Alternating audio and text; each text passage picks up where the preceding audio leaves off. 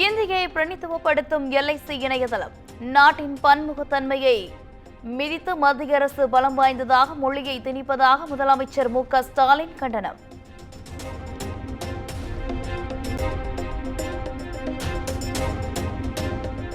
LIC இந்தியாவின் இணையதளத்தின் முகப்பு இந்தியில் உள்ளதற்கு எடப்பாடி பழனிசாமி கண்டனம். எங்கு எதில் எப்படி இந்தியை திணிக்கலாம் என்ற முனைப்பிலேயே மத்திய அரசு செயல்படுவதாகவும் குற்றச்சாட்டு.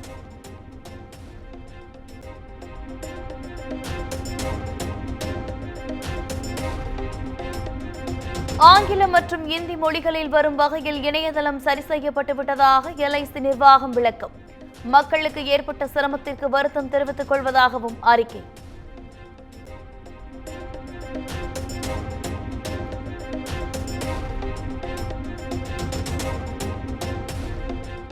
அறப்போர் இயக்கத்திற்கு எதிரான வழக்கில் சென்னை உயர்நீதிமன்றத்தில் எடப்பாடி பழனிசாமி நேரில் ஆஜர்.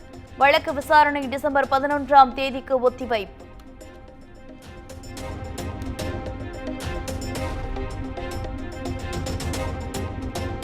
அச்சுறுத்தலை ஏற்படுத்தவே தனிநபர்கள் தமிழ்நாட்டு நிறுவனங்கள் மீது அமலாக்கத்துறையை மத்திய அரசு ஏவி விடுகிறது. பிசிக தலைவர் திருமாவளவன் குற்றச்சாட்டு.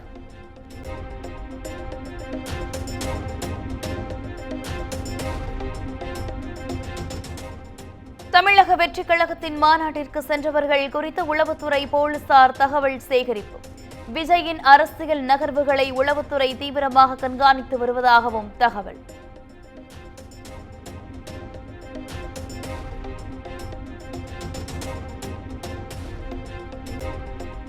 செங்கல்பட்டு மாவட்ட தாவேகா நிர்வாகிகளுடன் கட்சியின் பொதுச் செயலாளர் என் ஆனந்த் ஆலோசனை.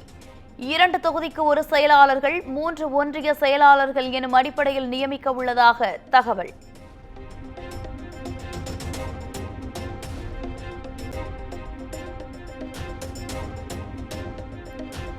கருத்து வேறுபாட்டால் கடந்த சட்டப்பேரவை தேர்தலில் தோற்றோம்.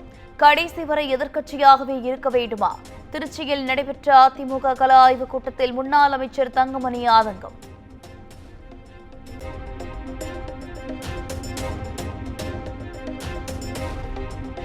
சென்னை, காஞ்சிபுரம், செங்கல்பட்டு உள்ளிட்ட 50 இடங்களில் தொடரும் வருமான வரித்துறை சோதனை. தமிழக அரசுடன் ஒப்பந்தம் செய்து கொண்ட தனியார் கட்டுமான நிறுவனங்களிலும் தொடரும் ஐடி சோதனை.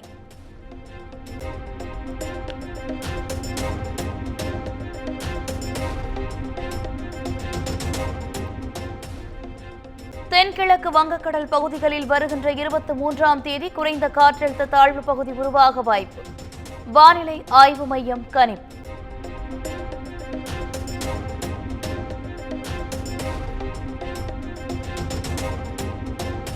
திருவாரூர், தஞ்சாவூர் உள்பட 10 மாவட்டங்களில் இன்று கனமழை பெய்யும். தமிழ்நாட்டில் வருகின்ற 25ஆம் தேதி வரை கனமழை பெய்யும் என்றும் சென்னை வானிலை ஆய்வு மையம் தகவல்.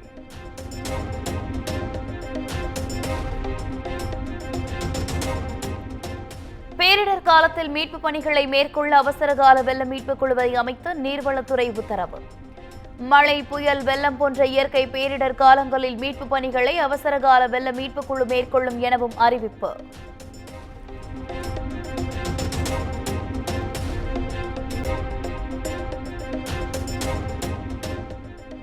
கல்வராயன் மலைப்பகுதியில் வெள்ளிமலை, சின்ன திருப்பதி இடையே சாலை எப்போது அமைக்கப்படும்?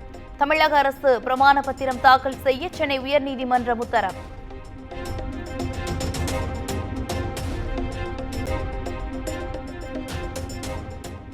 கொடிமரம் வழக்கில் இந்து அறநிலையத்துறை சார்பு நீதிமன்றத்தை அணுகுமாறு சென்னை உயர்நீதிமன்றம் உத்தரவு. சிதம்பரம் நடராஜர் கோவிலில் கொடிமரம் அமைக்க எதிர்ப்பு தெரிவித்து தொடர்ந்த வழக்கில் ஆணை.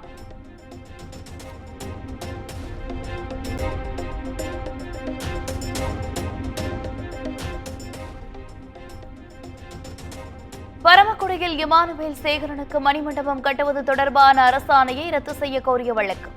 அரசின் கொள்கை முடிவில் நீதிமன்றம் தலையிட முடியாது என உயர்நீதிமன்ற மதுரை அமர்வு கருத்து.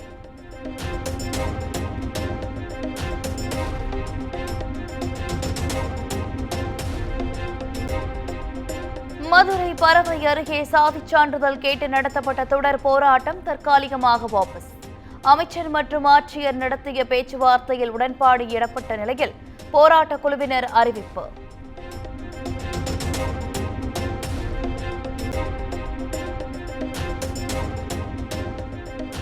பண்ருட்டி அரசு மருத்துவமனையின் புறநோயாளிகள் பிரிவில் ஒரே ஒரு மருத்துவர் மட்டுமே பணியாற்றுவதாக நோயாளிகள் குற்றச்சாட்டு. சிகிச்சைக்காக நீண்ட நேர மக்கள் காத்திருப்பதால் வயதானவர்கள் நிற்க முடியாமல் தரையில் அமரும் நிலை.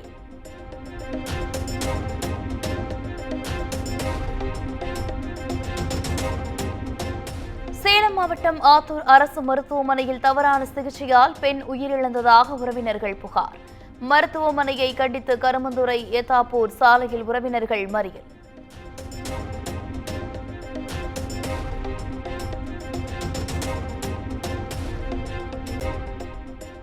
சென்னை அயனாவரத்தில் பட்டப்பகலில் இளம் பெண்ணை பட்டாக்கத்தியால் வெட்டிய மர்ம நபர்கள்.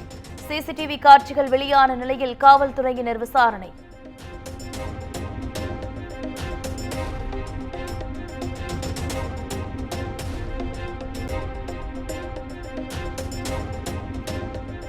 சென்னையில் மாஞ்சா நூல் மற்றும் பட்டங்கள் விற்பனை தொடர்பாக மேலும் 2 பேர் கைது. சிறுவர்கள் சிலரையும் பிடித்த காவல்துறையினர் தீவிர விசாரணை.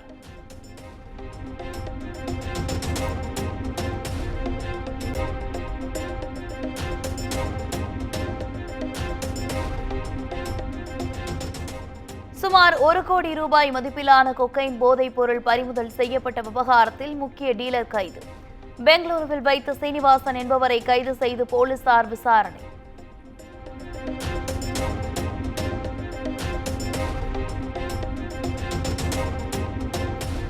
டிஜிட்டல் லோன் செயலிகள் மூலம் மோசடியில் ஈடுபட்ட சீன நாட்டை சேர்ந்த 2 கைது. பண மோசடிக்கு எதிரான வழக்கில் அமலாக்கத்துறை நடவடிக்கை.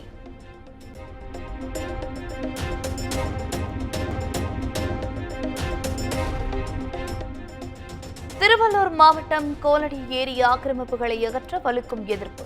போராட்டம் நடத்திய மக்களை காவல்துறையினர் வலுக்கட்டாயமாக கைது செய்ததால் பரபரப்பு.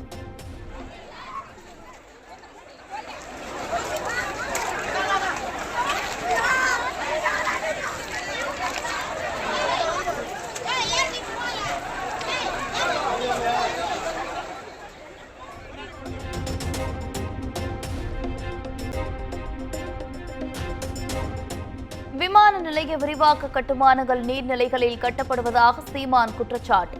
தற்போது இருக்கும் நீர்நிலைகளை அரசு பாதுகாத்தாலே போதும் எனவும் கோலடி மக்களிடையே பேச்சு.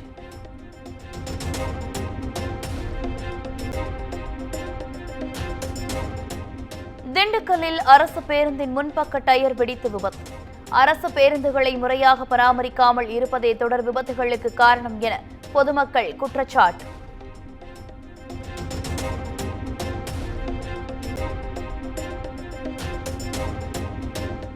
வாலஜாபேட்டையில் கல்லூரி மாணவிகள் ஏறும் முன்பே அரசு பேருந்தை இயக்கிய ஓட்டுநர். ஓட்டுநரின் அலட்சியத்தால் பேருந்தை பின்தொடர்ந்து ஓடிய அவலம்.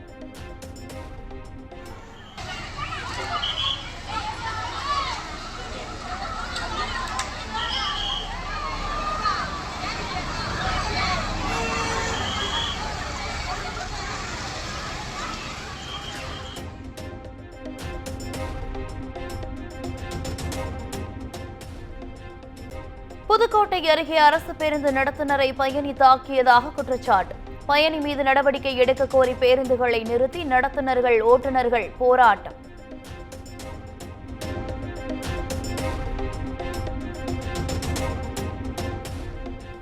சேலத்தில் அளவுக்கு அதிகமாக உடற்பயிற்சி செய்த ஜிம் உரிமையாளர் முகதீர் முகமது மயங்கி விழுந்து உயிரிழந்த சம்பவம். முகதீர் முகமது ஜிம்மில் உடற்பயிற்சி செய்த கடைசி நிமிட வீடியோ வெளியானது.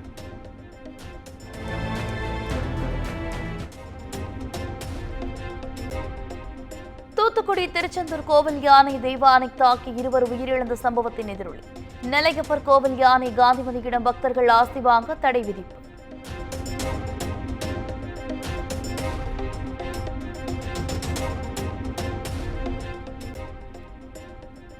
திருவண்ணாமலை திருக்கார்த்திகை தீப திருவிழாவுக்கான முன்னேற்பாடுகள் தீவிரம்.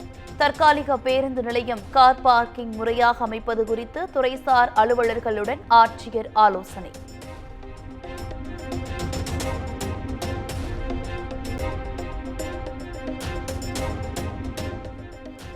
சபரிமலை செல்லும் தமிழ்நாட்டு ஐயப்ப பக்தர்களுக்கு பயண வழிகாட்டி செயலி அறிமுகம். சுவாமி சாட்போட் என்ற வாட்ஸ்அப் செயலி மூலம் 24 மணி நேரமும் உதவிகள் பெறும் வகையில் கேரள அரசு நடவடிக்கை.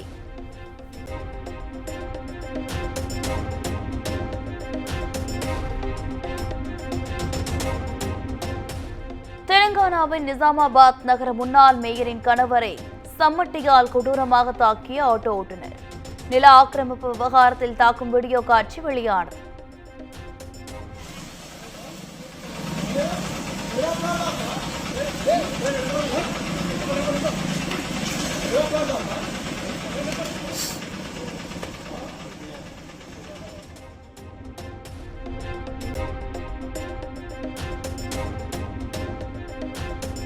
ரஷ்ய அதிபர் விளாடிமிர் புதின் விரைவில் இந்தியா வருவதாக அறிவிப்பு.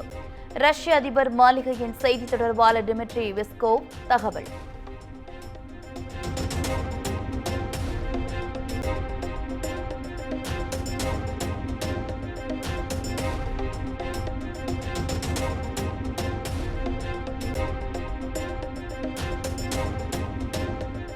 மகாராஷ்டிராவில் நாளை சட்டப்பேரவை தேர்தல்.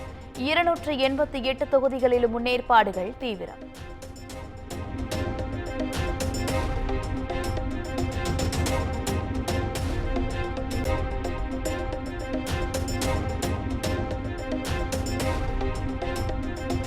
மகாராஷ்டிராவின் 5 கோடி ரூபாயுடன் பாஜக மூத்த தலைவர் வினோத் தாவ்ரே பிடிபட்ட விவகாரம். நாளை தேர்தல் நடைபெறவுள்ள நிலையில் இந்திய தேர்தல் ஆணையம் வழக்கு பதிவு.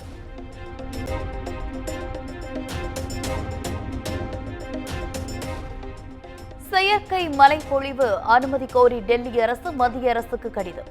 மோசமான காற்று மாசுபாட்டை குறைக்க நடவடிக்கை.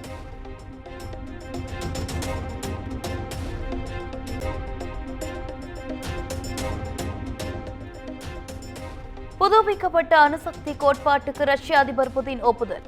ரஷ்யா மீது தாக்க தொலைதூர ஏவுகணைகளுக்கு அமெரிக்கா அனுமதி அளித்த நிலையில் பதிலடி.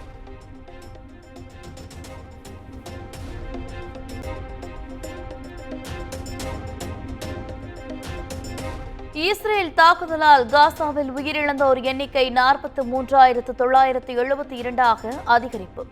கொல்லப்பட்டோரில் 70 விழுக்காடு பேர் பெண்கள், குழந்தைகள் என அதிர்ச்சி தகவல்.